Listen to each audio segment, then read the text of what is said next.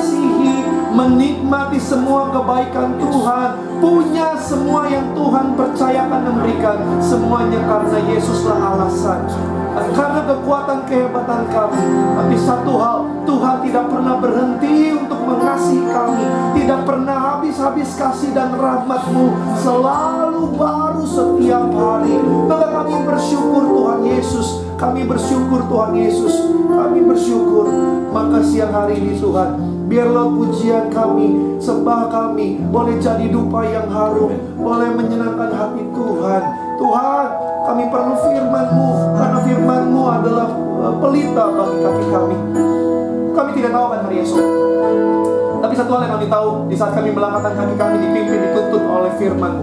Firman-Mu tidak akan pernah melangkahkan kaki kami ke jalan yang salah. Tapi kami tahu firman-Mu yang akan selalu tuntut kami, selalu ada di jalan-Mu Tuhan. Jalan yang tepat, jalan yang benar, bukan jalan manusia. Tapi biarlah jalan-jalan-Mu yang kami ambil, kami pilih. Bahkan di sepanjang tahun 2024, maka Tuhan yang pimpin setiap langkah, setiap jalan yang harus dilewati PT Rimba Damai Sejahtera. Bahkan kami sebagai manusia boleh punya rencana, tapi kami tahu satu hal yang kami sadari, Tuhan, Engkaulah yang punya kehendak. Manusia boleh berencana, Tuhan yang punya kehendak. Dan Tuhan tidak pernah janjikan rancangan yang buruk. Rancangan Tuhan selalu rancangan yang mendatangkan hari depan yang penuh harapan. Biarlah Tuhan yang pimpin, yaitu Pak Agung bersama dengan semua, yaitu para orang-orang yang ada di perusahaan ini Tuhan. Semua rencana-rencana mereka, perluasan daerah mereka, perluasan tempat usaha mereka, kami bawa semuanya ke dalam tangan Tuhan. Tuhan yang ambil alih, Tuhan yang tuntut,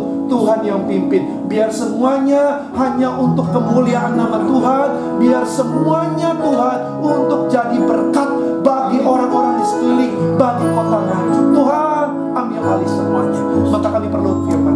Berbicara bagi kami Tuhan, sampaikan isi hati-Mu kepada setiap kami. Kami perlu firman-Mu, kami doa firman-Mu menguatkan kami, mengajar kami, mengingatkan kami, bahkan boleh memberkati setiap kami. Biarlah hati kami sebagaimana hati yang subur, sehingga waktu benih firman ditabur boleh jadi kekuatan, bahkan boleh jadi berkat bagi hidup kami. Berkati pemerintah Philips Mailangka yang akan menyampaikan firman Tuhan. Urapi setiap kalimat penuh kuasa. Kami percaya kabar baik disampaikan tidak kembali dengan sia-sia. Memberkati setiap kami di dalam nama Tuhan Yesus. Kami buka hati kami sambut firman. Terima kasih Tuhan Yesus. Terima kasih Tuhan. Terima kasih Tuhan Yesus. Ku kan berdiri di tengah badai, di dalam kekuatan yang Kau berikan, yang Kau berikan. Sampai kapanpun, sampai kapanpun, ku kan bertahan, ku kan bertahan. Karena Yesus selalu menopang. Sama-sama katakan hidupku, hidupku. Mari dari awal kita mengatakan pujian yang menjadi doa setiap kita siang hari. Engkaulah perisai kami, Engkaulah perisaiku saat badai datang menerpa kami. Amin. Firman-Mu di dalam-Mu tenangkan jiwa kami Tuhan, tenangkan jiwaku. Ku kan berdiri, amin, di tengah badai, di dalam kekuatan yang Kau berikan. Sampai kapanpun ku kan bertahan, karena Yesus selalu menopang. Bukan berdiri, bukan berdiri, amin, di tengah badai, amin, dalam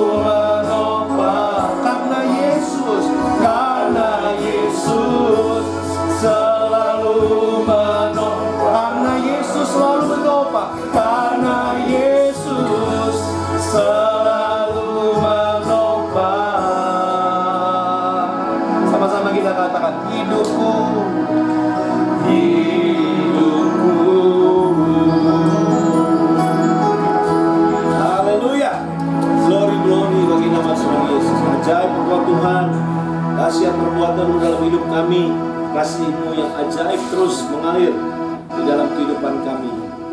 Kita satu dalam doa. Kalau kami ada sampai hari ini semua karena kebaikan Tuhan. Amin. Kami sudah melewati tahun yang lama, bahkan hari ini kami ada di tanggal 21 Februari 2024. Kebaikan Tuhan kami rasakan. Kami juga lihat kebaikan Tuhan ada di RDS tempat ini.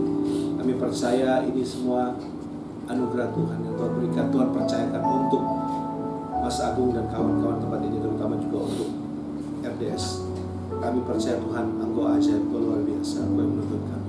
Berfirmanlah, urapi kami dengan urapan yang baru. Nyatakan isi hatimu, urapi kami, telinga kami, pikiran kami, pendengaran akan firman Tuhan Yesus. Sehingga kami mengerti firman dan menjadi pelaku-pelaku firman.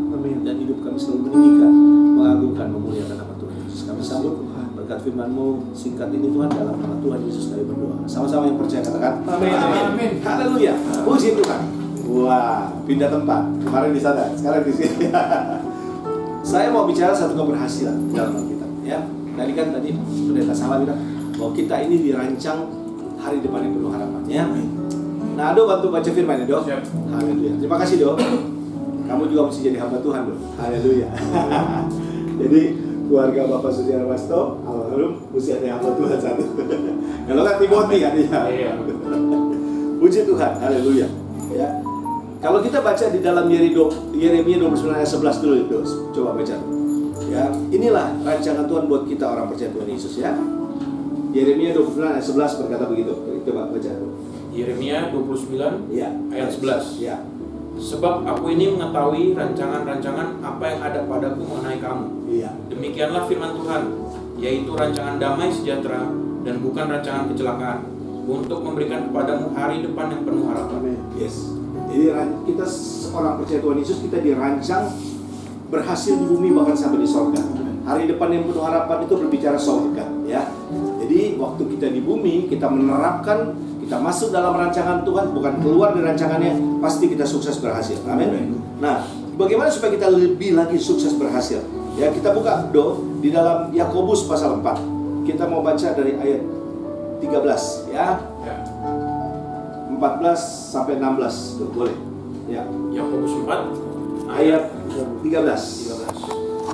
Jadi sekarang, hai kamu yang berkata, hari ini atau besok kami berangkat ke kota Anu, dan di sana kami akan tinggal setahun dan berdagang serta mendapat untung. Sedang kamu tidak tahu apa yang akan terjadi besok. Apakah arti hidupmu? Hidupmu itu sama seperti uap yang sebentar saja kelihatan lalu lenyap. Sebenarnya kamu harus berkata, jika Tuhan menghendakinya, kami akan hidup dan berbuat ini dan itu. Tetapi sekarang kamu memegahkan diri dalam congkakmu, dan semua kemegahan yang demikian adalah salah. Jadi, jika seorang tahu bagaimana ia harus berbuat baik, tetapi ia tidak melakukannya, ia berdosa. Terima kasih, Do. Puji Tuhan. Bapak Ibu Saudara sekalian, kita yang ada di sini, ya. Jadi gue biasa di bar Bapak Ibu Saudara sekalian. Kita semua yang hadir di sini, ya. Dan kita ada bapak-bapak juga kan. Haleluya. Nah, ini ada Jessica dari Kalimantan, ya. Puji Tuhan, ya. Saya mau kasih tahu semua kita kenapa RDS ini bisa berhasil, ya. Karena ini, ya, kita melibatkan Tuhan, mengikutsertakan Tuhan di dalam setiap apa yang kita mau buat. Itu satu keberhasilan, kesuksesan. Nah, kenapa pertanyaannya? Kenapa kita harus melibatkan Tuhan di dalam setiap apa yang kita mau buat? Baca lagi itu. Yakobus 4 ayat 14. Ya. Sedang kamu tidak tahu apa yang akan terjadi besok. Kamu tidak tahu apa yang terjadi besok. Ya kan? Hidup kita nggak ada, tadi betul. Kita nggak tahu apa yang terjadi besok. Jangan sombong, jangan angkuh. Sehebat apapun kita, sekolahnya tinggi apapun, kita harus melibatkan Tuhan. Betul nggak Mas Agung? Mas Agung saya kenal lama. Saya kaget dia bisa ada di pabrik ini dan bisa melakukan, wow, luar biasa Mas Agung. Kemarin saya salah dengar 44 M, saya pikir 20 M, maaf. Waduh, kelapa kotornya 100 berapa tadi? 161. Iya. Bukan dia ini, dia melibatkan Tuhan. Dari Jakarta, saya tahu Mas Agung. Iya kan? Pertama Mas Agung juga jagain orang tua, sampai orang tua dipanggil Tuhan, itu juga suatu apresiasi dari Tuhan luar biasa. Jadi yang penting kita melibatkan Tuhan, karena kita tidak tahu apa yang terjadi besok. Coba kita lihat, pandemi COVID-19 Waktu tahun 2019 banyak jemaat mau masuk tahun 2020 rancangannya, wah saya mau bikin ini, bikin itu, ambles kena COVID. Betul nggak? Kita tahu semua kan? Ambles kena COVID. Karena kita nggak tahu terjadi hari esok. Kita nggak tahu apa yang terjadi hari esok. Makanya kalau kita berjalan sama Tuhan, Tuhan yang pegang hari esok. Sebab Dia hidup, ada hari esok. Sebab Dia hidup, ku tak gentar, karena ku tahu Dia pegang hari esok. Hidup jadi berarti sebab Yesus hidup.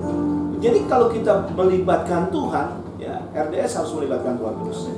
Juga mengikutsertakan Tuhan, hari esok Tuhan yang atur. Ya. Kalaupun ada pandemi, pasti Tuhan cegah kita, proteksi kita dengan baik. Ya, ini penting kita harus sadari. Jadi jangan sampai kita ini ya bilang udahlah saya udah bisa jalan sendiri. Kalau tahun lalu untung saya udah tanpa Tuhan, oh nggak bisa, kita harus bergantung dengan Tuhan. Kita harus melibatkan Tuhan, siapapun kita di tempat ini. Ya contohnya ada sekarang RDS bisa ada sampai sini dan juga mau buka pabrik yang baru 4 kali lebih luas. Ya saya kenal banget sama keluarganya Pak Sujarwaso, almarhum Pak Sujarwaso. Jadi mereka mengeluarkan pemberitaan izin dari Yerusalem baru ke Yudea Samaria ya. Nah, kita harus beresin Yerusalem dulu. Ya, keluarganya Pak Sujarwaso udah diberesin baru keluar. Nah, lihat kan berkat Tuhan melimpah kan? Amin. Yes. Jadi yang pertama kalau kita mau berhasil nggak harus melibatkan Tuhan. Harus melibatkan Tuhan. Harus mengikutsertakan Tuhan. Pasti kita akan menjadi keberhasilannya bisa menjadi berkat. Nanti saya akan buktikan. Yang kedua itu, coba kita baca di dalam Yakobus lagi 4 ayat 15. Kenapa kita harus melibatkan Tuhan? Mengikutsertakan Tuhan di dalam usaha kita. Sudah bukan? Sebenarnya kamu harus berkata, ya. Jika Tuhan menghendakinya, kami akan hidup dan berbuat ini dan itu. Yes. Kalau Tuhan menghendaki. Jadi yang kedua, kenapa kita harus melibatkan Tuhan? Karena kita tidak tahu apa yang Tuhan mau. Kenapa kita harus melibatkan Tuhan? Kita mau ikuti apa yang Tuhan mau. Kita mau sesuaikan rencana kita dengan rancangan Tuhan. Sejajar. Karena rancangan Tuhan sama rancangan kita berbeda. Tapi waktu kita melibatkan Tuhan, kita masuk dalam rencana Tuhan. Kita nggak mau paksakan rencana kita. Makanya tadi firman Tuhan, harusnya kamu ngomong, bilang kalau Tuhan menghendaki. Kalau enggak ya jangan lawan Tuhan dong. Jangan lawan Tuhan. Iya, betul. Jadi keberhasilan melibatkan Tuhan karena kita nggak tahu rancangan Tuhan bagaimana. Buka dong, Yesaya 55 ayat 8. Yesaya 55 ayat 8. Sebab apa?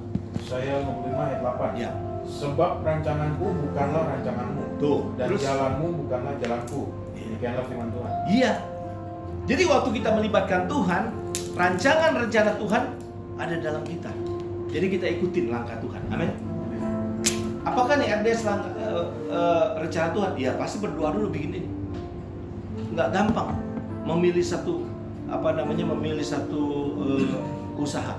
Ada jemaat datang ke saya bilang, Pak, dia kerja di minyak, dia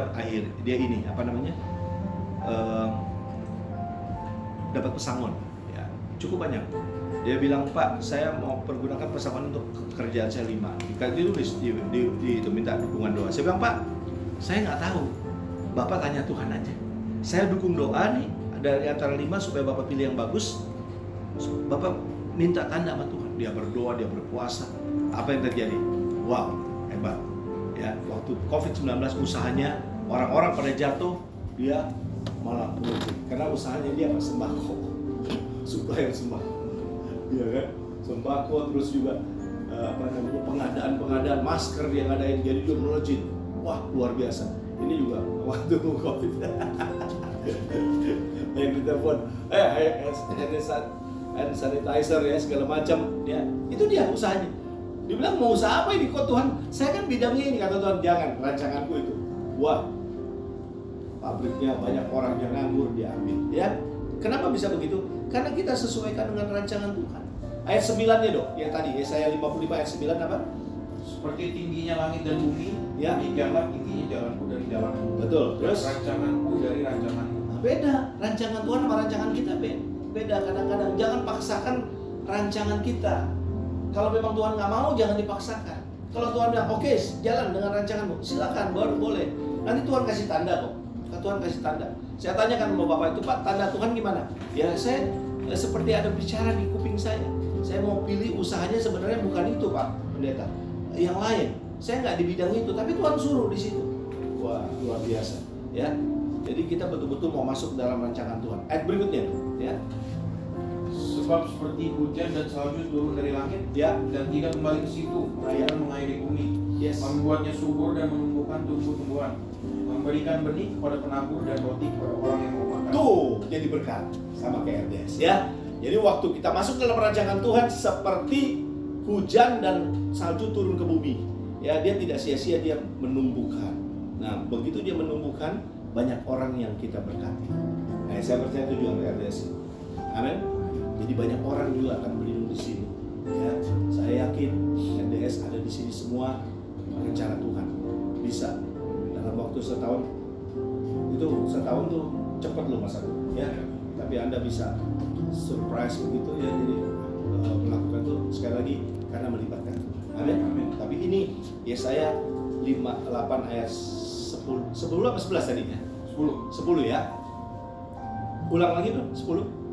Sebab seperti hujan dan salju turun dari langit, Ya. dan tidak kembali ke situ, melainkan mengairi bumi, Yes. membuatnya subur dan menumbuhkan tumbuh-tumbuhan, Terus memberikan benih kepada penabur dan roti kepada orang yang mau makan. tuh. Jadi orang yang mau makan, yang kelaparan, yang butuh kerjaan, yang butuh uang, ya. Di sini kan susah cari uang, betul nggak? Kalau ada ini kan wow, baik mau masuk di RS dan dia menerapkan, Pak Agung ini menerapkan UMP-nya, jalan semua, BPJS-nya. Sejak itu saya udah tahu, wah, berarti di perusahaan ini memang mau di on the track, tidak mau menyimpang ke kiri dan ke kanan. Terus bagaimana? Terus ayat 11 ya, terakhir tuh. Ayo. Demikianlah firmanku yang keluar dari mulutku. Yes. Ia tidak akan kembali kepadaku dengan sia-sia, tetapi ia akan melaksanakan apa yang kukehendaki dan akan berhasil dalam apa yang kusuruhkan kepadanya. Yes. Jadi kalau kita masuk dalam rancangan Tuhan, firman Tuhan nggak pernah meleset. Ya, yang Tuhan firmankan, ya saya percaya Mas Agung baca firman, semua kita baca firman Tuhan janjikan pasti sesuatu terjadi. Amin. Amin. Ya, tidak akan kembali dengan sia-sia. Waktu kita sudah masuk dalam rancangan-rancangan Tuhan, jangan keluar dari rancangan Tuhan, masuk dalam rancangan Tuhan, semua janji firman yang ada di dalam Alkitab tergenapi. Ya, dalam hidup saudara dan saya. Makanya tadi firmanku yang keluar dari mulutku tidak akan kembali dengan sia-sia. Dia akan melakukan apa yang kuperintahkan. Berkat sudah diperintahkan di RDS. Ya, saya percaya apa yang menjadi tujuannya masuk dalam rancangan Tuhan. Kalau nggak dalam rancangan Tuhan nggak bisa berdiri sampai hari ini. Ya, bahkan goncangan-goncangan nggak bisa dilewati. Karena tadi itu ada banyak orang tawaran-tawaran dosa ya, supaya bayar pajaknya begini, tapi ditolak sama. Karena masuk rancangan Tuhan. Kalau masuk rancangan Tuhan begitu, Tuhan kasih seperti proteksi gitu. Ya kita nggak bisa menolak. Kita kan hidup apalagi bisnis, semua kan kita berinteraksi dengan banyak orang. Nggak bisa sendiri. Waktu ada tawaran dosa, waktu ada potensi dosa yang menggoda kita, karena kita masuk dalam rancangan Tuhan, Roh Kudus bekerja. Jangan, kamu udah komitmen, lakukan, bayar pajak, berapapun bayar pajak. Jadi perusahaan ini betul-betul juga nanti kan dilihat, wah RDS gimana tuh, presiden komisarisnya orang Kristen. Nah, udah mulai mereka lihat, nggak main-main, ya kan? Menjadi contoh di Nganjuk, PAD-nya Nganjuk naik, ya dengan adanya ini, karena Tuhan lihat masuk dalam rancangan Tuhan. Amsal 3, coba kita tambahkan sedikit ya. Amsal 3 ayat 5. Amsal 3 ayat 5. Ya. Percayalah kepada Tuhan dengan segenap hatimu dan janganlah bersandar pada pengertianmu sendiri. Tuh, jadi waktu kita masuk dalam rancangan Tuhan kita nggak sombong. Percayalah kepada Tuhan. Kita betul-betul mempercayakan Tuhan. Mungkin Mas Agung doa juga, saya ada di sini. Saya percaya, Tuhan bawa saya ke sini, saya akan berbuah-buah. Amin. Percayalah kepada Tuhan dengan segenap hatimu. Kalau Matius katakan dengan segenap kekuatanmu, dengan segenap akal budimu. Jadi betul-betul kita mempercayakan hidup kita bukan hanya yang kita mau buat ya. Kalau kita melibatkan Tuhan dalam hidup kita, artinya kita mempercaya hidup kita kepada Tuhan. Saya ingatkan lagi, percaya kepada Tuhan itu nggak boleh kurang dari 100%. Amin. Percaya kepada Tuhan harus 100%. Ya, kepercayaan kepada manusia sekalipun dia suami kita, istri kita nggak boleh 100%. Saya sering ajarkan kan, cuma tinggalin dikit lah, 99,999. 100% hanya untuk Tuhan. Sekalipun dia pendeta, nggak boleh percaya 100%, karena dia masih manusia. Tapi kalau untuk Tuhan dengan segenap hati. Terus ayat berikutnya, akuilah dia dalam segala lakumu, maka ia akan meluruskan jalan. Jadi waktu kita masuk rancangan Tuhan, melibatkan Tuhan, kita ini nggak sombong. Ini semua karena Tuhan. Amin. Seperti tadi Anda ngomong kan, ini semua Tuhan. Ya Tuhan pakai aduh nanti. Ya akui. Kalau orang sombong kan, ini gereja ini kan saya bangun. Nah itu udah sombong. Ini gereja karena ada, saya ingat waktu itu lah di Cinere ada orang nyumbang ini sound system. Dia mau ketemu Papa Riji susah, dicuekin. Dia kasih ini juga apa nih, mic semua 4. Begitu Papa Riji-nya nggak mau ketemuin dia, nggak mau gubris dia, diambil lagi tuh mic. Jadi kita ibadah nggak ada apa-apa, dia tiba-tiba diambil. Saya waktu itu di WL, wah gimana nih? Ya udah nggak usah pakai mic. di sini ada tuh, saya ingat tuh. Diambil sama apa itu? Dia marah. Dia kan punya saya semua nih, gereja kalau pada saya juga nggak bisa. Wah ini sombong, ya kan jadinya sombong. Nah, jadi akuilah dia dalam segala lakumu. Artinya apa? Kita ini bisa ngomong sama orang nanti. Ya, kita bisa jadi saksi Kristus. Ya kan? Saya begini karena saya punya Tuhan Yesus. Nah, baru bisa, ya kan? Karena pertolongan Tuhan. Betul kan? Saya bisa sembuh karena Tuhan. Nah itu kita akui apa yang terjadi dalam hidup kita. Kita nggak sombong, kita nggak so hebat, nggak so pintar. Ya, kita mau akui. Ya, waktu kita dalam rancangan Tuhan, saya percaya ini satu kesuksesan besar. Kita melibatkan Tuhan, ya termasuk Jessica yang masih belum sedang menata untuk masa depan, kan? Betul ya? Jadi kuliahnya mesti sarjana, S1, S2, ya kan? Bisa juga S3, ya karena dirancang. Tapi tadi ini kunci keberhasilan, libatkan Tuhan. Ya. Libatkan Tuhan. Saya mau kasih tahu gini, ada satu profesor ya di Amerika. Dia guru besar dari salah satu universitas terkenal di Amerika. Profesor ini banyak bukunya dipakai, teorinya berhasil. Jadi bukunya bestseller. Ya, di waktu itu di Amerika, bahkan di Indonesia juga, di mana-mana seluruh dunia. Bukunya luar biasa. Profesor ini banyak diikutin orang. Nah, waktu dia berhasil, dia tidak memerlukan Tuhan lagi. Bahkan dia ateis, terakhir agamanya ateis. Dia bilang, saya udah bisa jalan sendiri. Buku saya laris, teori saya dipakai bagus. Nah, akhirnya dia apa?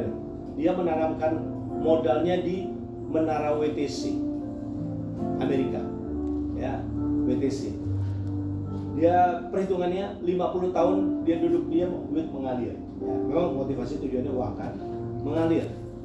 Udah 1 tahun 2 tahun duit mengalir. Tapi masuk ke tahun ketiga, menara WTC dibom tanggal 11 September 2001, rata dengan tanah.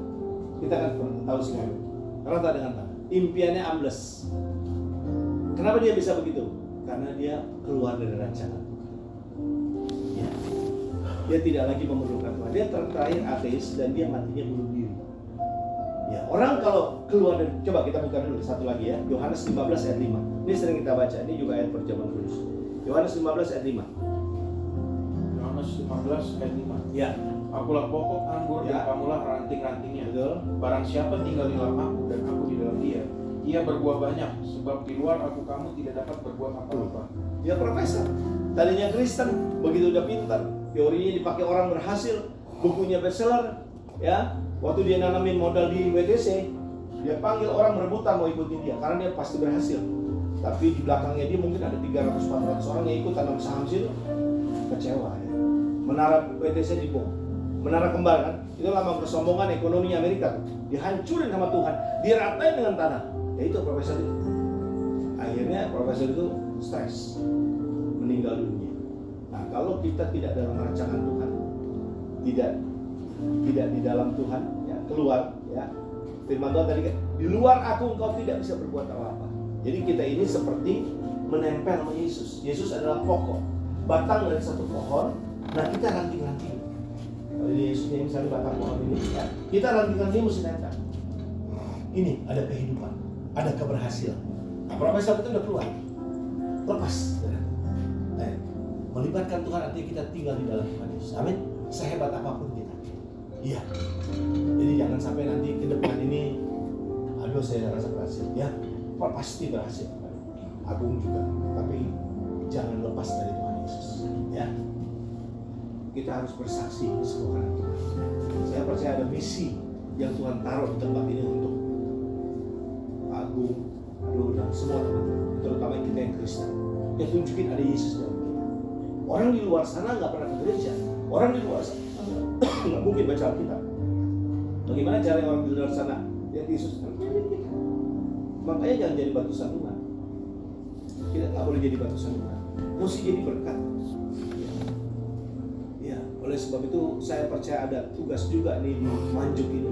Nanti akan mereka selidiki ini perusahaan siapa yang pimpin. Wow, Pak Agung. Orang agamanya Kristen. Nanti dicek begitu. Kok bagus sih perusahaan? Jujur, pajaknya bagus, bayar gajinya bagus, semua karyawan fasilitasnya lengkap. Itu jadi berkat, bukan jadi batu sandungan. Mahatma Gandhi, kalau kita baca buku Mahatma Gandhi ya, itu sebenarnya Mahatma Gandhi itu tertarik dengan ajaran Yesus di India. Tapi Mahatma Gandhi ngomong gini, orang Kristen di India tidak melakukan firman, menjadi batu sandungan. Kalau orang Kristen melakukan firman di India, India udah pasti dimenangkan bagi Tuhan Yesus. Jadi di India itu orang Kristen jadi batu sandungan. Mahatma Gandhi itu kan senang dengan ajaran Yesus. Waktu dia masuk ke gereja nih, gara-gara dia sakit hati, baca bukunya, saya udah baca, saya ceritain. Masuk ke gereja, dia masuk ke gereja, ditolak. Jangan, ini bukan gereja kamu. Loh, kok gereja ini diskriminasi? Kenapa? Salah masuk gereja. Gereja kulit putih, dia kan kulitnya coklat. Mahatma Gandhi ditolak. Wah, di situ dia sakit hati. Gimana sih nih? Saya mau denger ke gereja kok saya ditolak. Baru dia tahu itu gereja untuk orang bule. Dari situlah dia amati kehidupan orang-orang di India, Kristen di India, jadi batu sandungan. Saya percaya RDS bukan jadi batu sandungan, tapi berkat. Amin. Mereka akan cari siapa nih pemimpinnya, pasti. Mereka akan cari. Lihat, ini siapa yang ngatur? Gitu. Nah, kita perkenalkan. Nanti Tuhan pakai Pak Agung. Aduh, luar biasa. Percaya, ini tugas kita sih. Amin. Amin. Haleluya. Oke, kita mau masuk perjamuan kudus ya. Haleluya. Kita sama-sama siapkan hati kita mau berjamuan kudus. Kita mau satukan hati kita lebih dahulu. Tuhan Yesus, terima kasih untuk setiap firman yang boleh dibagikan bagi kami. Kami